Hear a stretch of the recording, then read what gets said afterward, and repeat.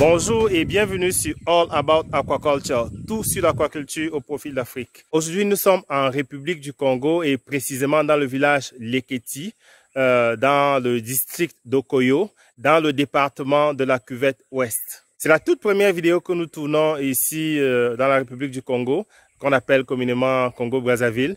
Mais je tenais vraiment à prendre le temps de vous présenter un pisciculteur qui a obtenu une production annuelle de 14 tonnes par hectare. Ce qui paraît énorme pour beaucoup d'entre nous, parce que les statistiques qu'on donne généralement sur le continent africain, c'est 4 à 6 tonnes par hectare. Et quand on a déjà 6 tonnes par hectare, c'est une bonne chose. Mais je tenais à discuter avec le pisciculteur pour qu'il nous parle de ses réalités, de ce qu'il a fait pour arriver à cela, parce que ce n'est pas impossible avec le poisson-chat africain. Comme je vous l'ai dit, en Asie, il y en a qui vont jusqu'à 600 tonnes de pangasius par hectare par an.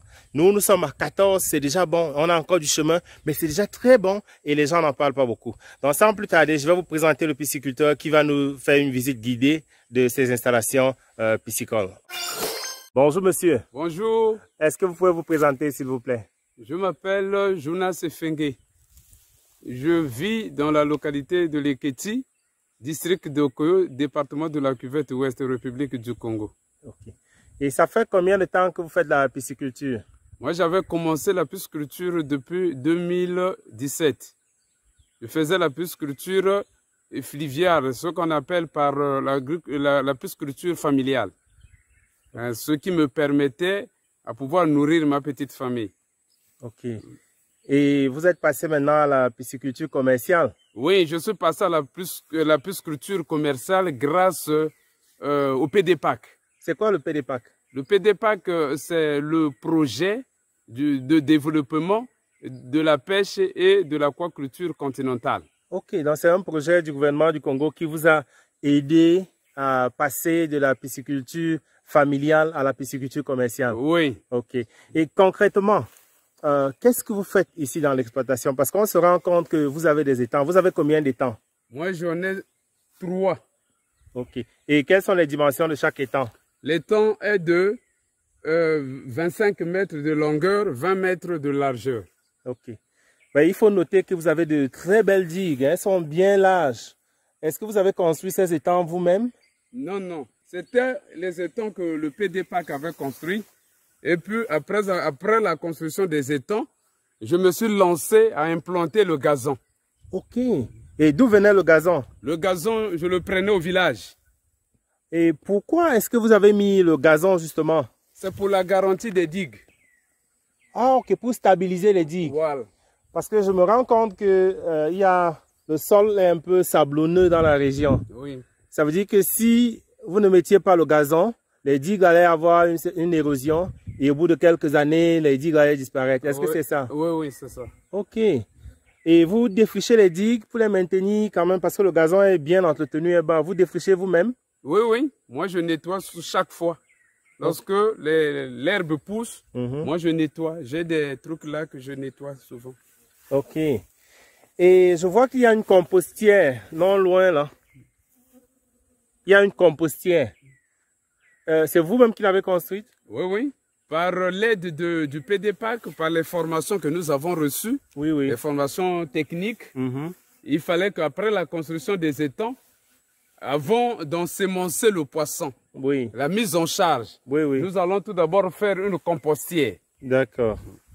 Et quel est le rôle de la compostière dans l'étang? La compostière compose là, nous aide à pouvoir donner c'est-à-dire que du plancton et puis à pouvoir donner la couleur d'eau. Ça veut dire que nous ayons le pH.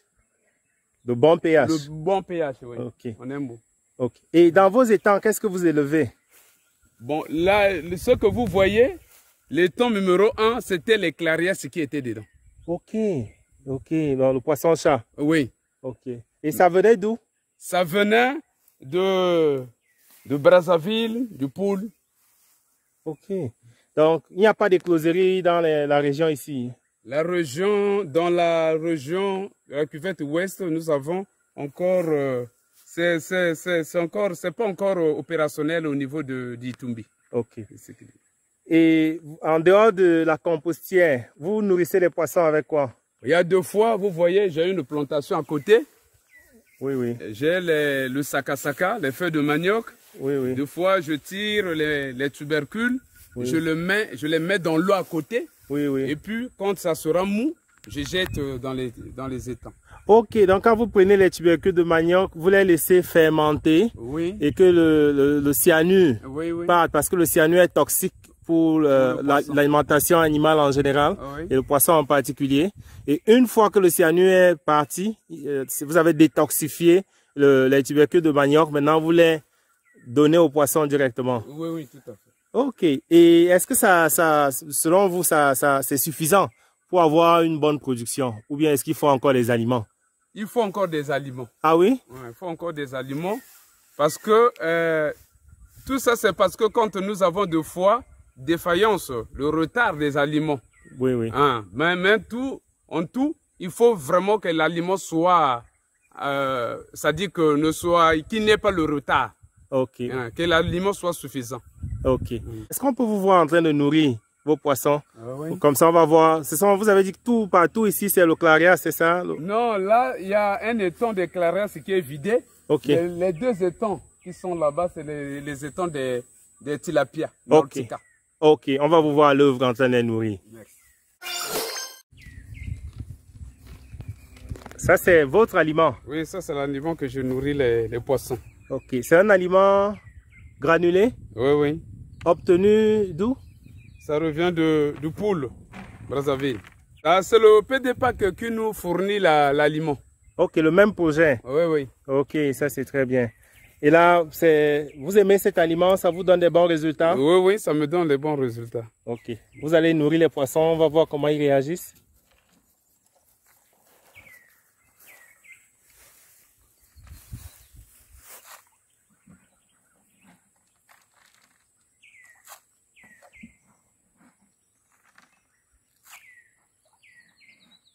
Ah, ils commencent à venir. Hein. Oui. Vous les nourrissez toujours dans ce même point là Oui, oui. de l'étang? Oui, si. Dans la même place. Ok. Et en faisant tout ceci, vous avez obtenu une production de combien? Maintenant, lorsque il y a eu vidange chez moi des clarias, Oui, oui. j'ai obtenu 383 kilos. Ok. Dans un étang dans un étang de clarias. Dans chaque étang a des dimensions de 20 x 25, donc 500 mètres carrés effectivement. Et si on fait le calcul, ça vous met à plus de 12 tonnes par hectare. Oui, oui. Mais ça, c'est impressionnant. Est-ce que avant, quand vous aviez vos étangs familiaux, vous obteniez de tels résultats? Non, non, non, non. Moi, je ne pouvais pas avant même gagner une somme de 20 000 ou de 30 000. Et maintenant, vous gagnez combien? Maintenant, j'ai gagné, quand j'avais vidé mon étang, j'ai gagné une somme de 766 000. 766 000. Oui. Vous êtes passé de, disons, 30 000 à 766 000. Puisque le kilo était vendu à 2 000. Ok. Et avant, vous vendiez le kilo à? Le kilo, quand on vendait, puisque c'était des poissons, on prenait les poissons, cherchait les alevins dans... Vous voyez, il y a une petite rivière là. Oui, oui. Ah, c'est des poissons, on mélangeait des espèces. Oui, oui. Ah, si quelqu'un avait besoin au moins de 1000 francs, 500, on vendait. D'accord. Oui. Et quelle est la profondeur de vos étangs à peu près? La profondeur, quand vous voyez les étangs là, ça peut aller au moins à 2 à 3 mètres. Oui. Et la partie qui a de l'eau, est-ce que ça atteint quand même 1 mètre? Oui, oui, oui. Ok. Et vous avez mis à la charge, vous mettiez combien d'alevins? On avait mis 6 alevins par mètre carré, mais chaque alevin avait au moins 6 grammes. Ok. Mais imaginez qu'avec un aliment qui contient à peu près 50% de poudre, 50% de granules et qui flotte plus ou moins bien, on parvient à avoir un tel tonnage. Ça veut dire que le pisciculteur maîtrise assez bien les techniques de production et que si l'aliment était un aliment totalement flottant, totalement granulé, le pisciculteur maintenait les mêmes techniques de production avec sa compostière à côté, les digues bonnes et propres, un suivi permanent comme il le fait. On s'attendrait probablement à une production beaucoup plus grande. Donc, ceci montre que nous avons une fois de plus un grand potentiel piscicole sur le continent africain et que des pisciculteurs engagés comme celui que nous avons rencontré ici sont des modèles, si je peux dire, dans certaines localités et que franchement, s'ils sont appuyés, je dirais surtout techniquement, avec des vulgarisateurs, ça pourrait vraiment permettre de sortir non seulement beaucoup de pisciculteurs de la pauvreté, mais aussi mettre du poisson à la disposition des personnes qui ont besoin de consommer le poisson comme source principale de protéines. Mais monsieur, quand on parle de la consommation du poisson et que vous avez eu le tonnage que vous avez eu là, est-ce que vous avez vendu tout votre poisson? Bon, maintenant, merci pour je profite aussi à l'occasion de vous dire que le projet PDPAC est venu pour nous faire sortir de l'obscurité à la lumière. Disons que de la pauvreté, il nous a conduit vers le chemin de la réussite, qui est la richesse. Maintenant, après avoir vidé le poisson, nous avons un problème aujourd'hui qui vraiment je lance un cri d'alarme, le problème de la commercialisation. Puisque, après la formation, il était dit que c'est un cycle. En 6 mois, nous allons faire une vidange pour aller vendre. Maintenant, en une année, puisque l'année a 12 mois, donc nous devons faire 2 vidanges par année. Au moins 2 cycles. Donc, le problème qui s'oppose, nous avons un problème de transport. Il n'y a pas des acheteurs. Le poisson que vous voyez dans les 2 étangs, les Tilapia Nautica, aujourd'hui nous sommes en 8 mois. D'autres ont 10 mois. Le poisson traîne, mais il n'y a pas des gens qui vont acheter. Donc, je sollicite, je lance un cri d'alarme auprès des opérateurs économiques, auprès des femmes vendeuses, que ce soit dans les marchés, partout où ils sont, dans des villes comme Bunji, Oyo, Okoyo, Evo, Brazzaville, de venir acheter du poisson. Les prix sont chez nous, les prix sont abordables. Ok. Donc ça veut dire encore que malgré le fait que nous avons des difficultés à produire, ceux qui produisent aussi ont parfois des difficultés à vendre. Oui. Ok, et ont besoin d'accompagnement à ce niveau-là aussi. Oui. Parce qu'il ne suffit pas seulement de produire, mais il faut pouvoir vendre pour rendre l'activité durable. Oui, par exemple, moi ici, je travaille avec les parents. Ok. Même si c'était un parent, tu ne peux pas le faire travailler pendant 6 mois sans pourtant lui donner quelque chose. Tout à fait. Donc, moi, pour avoir de l'argent, il faudrait que je vends le poisson.